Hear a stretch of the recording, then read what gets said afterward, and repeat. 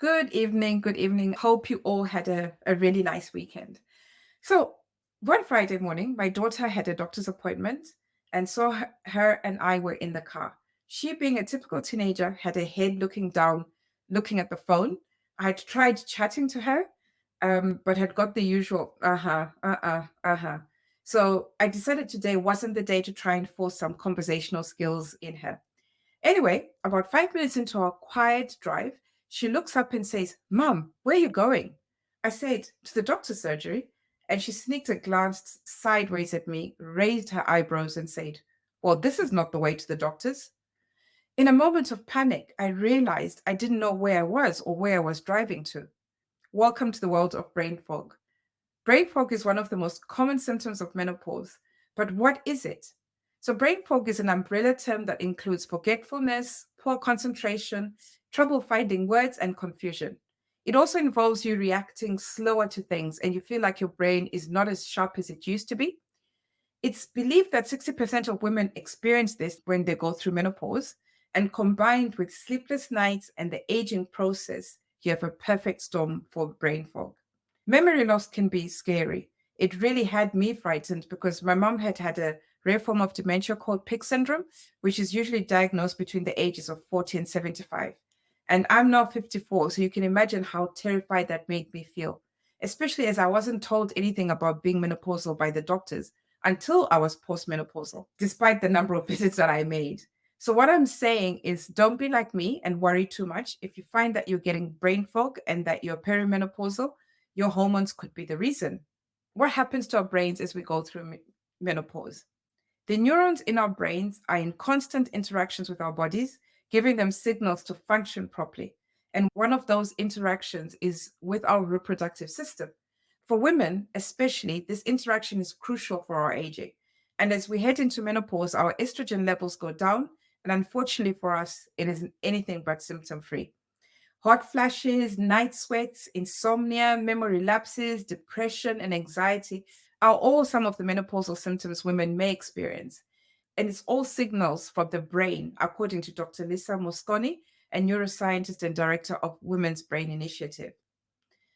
So it turns out that our brains and ovaries are part of the neuroendocrine system, and both these organs communicate with each other every day of our lives. So it's no wonder that the health of our ovaries is linked to the health of our brain and vice versa. On top of that, estrogen not only plays a role in our ovary function, but also in our brain function. And when it declines, it affects various areas of our brain, which then causes menopausal symptoms. So, hot flashes occur due to the hypothalamus. The hypothalamus is responsible for regulating our body temperature. When estrogen doesn't activate the hypothalamus as it should, our brains are not able to regulate our body temperature as it should. And then insomnia comes from our brainstem, which plays a role in our REM cycle. REM is one of the 4 stages that our brain goes through during the sleep cycle, which includes muscle relaxation, eye movement, faster respiration, and increased brain activity. This period of sleep cycle usually takes about 90 minutes after a person first falls asleep. When estrogen doesn't activate this part of the brain correctly, we have trouble sleeping.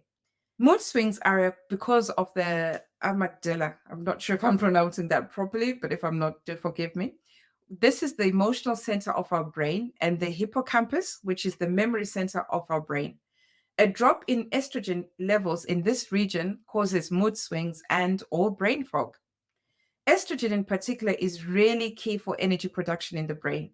If our estrogen is high, our brain energy is high. And when estrogen declines, our neurons start slowing down and we start to age faster. So the research done by Dr. Lisa and her colleagues shows that the brain energy for women is relatively normal before menopause. But as we progress through the stages of menopause, that's the perimenopause, the menopause, and the postmenopause, this gradually declines to at least 30% of what it was premenopause. From this study, she says the truth is that your brain might be going or is going through a transition and also needs time and support to adjust. So, when we're in this stage of our lives, it's important to understand that our menopausal health is our brain health. In postmenopausal women, the earliest change in the brain appears to be a fall in the amount of glucose used by the brain, which indicates reduced brain activity. Again, this is due to a decline in estrogen, which is vital for brain glucose metabolism. Okay, now we know why we get brain fog. How can we lessen its effects? So move more. Aerobic exercise, or just getting your heart rate up a little bit, has been linked to significant increase in brain volume and cognitive function, and has an anti-inflammatory effect that promotes brain health. Make lists of priorities for the following day so you don't wake up in the night trying to remember them. Focus on the task in hand and reduce multitasking. Avoid trying to do and remember too many things at the same time. Stay hydrated. This is important for the brain to function properly. Keep a bottle of water nearby so it's visible, and remember to drink. How many of us have carried a bottle of water and didn't drink it? Guilty as charged. Try and sleep well. I know when you're struggling with night sweats, it's easier said than done, but there are things you can do to help optimize your sleep. Regulate your blood sugar. Avoid eating sweet things, as your blood sugar levels will spike, then plummet, and your brain needs a steady supply of glucose to function. If you're speaking and forget a word, own up rather than struggle, get flustered, and panic. Explain that you can't remember that name right now, especially in the workplace. I feel very strongly about people feeling that they need to apologize for becoming forgetful.